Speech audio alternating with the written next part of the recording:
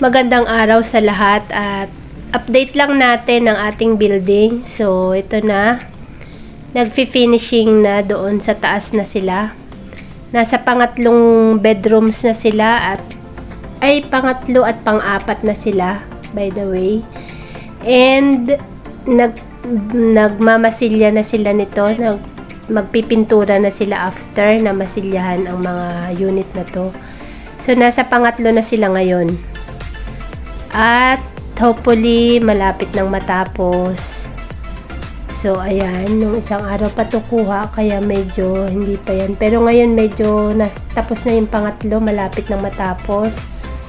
At isusunod na nila yung mga labas na i-finish. And then bababa na sila para dun sa baba. Sisimentuhan naman nila to finish yung likod at saka gilid. Ayan. Tapos, ang susunod na pala dito is tiles, kesame, at saka, ano pa ba?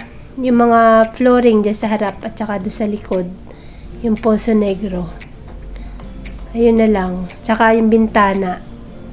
Konting kembot na lang talaga, matatapos na.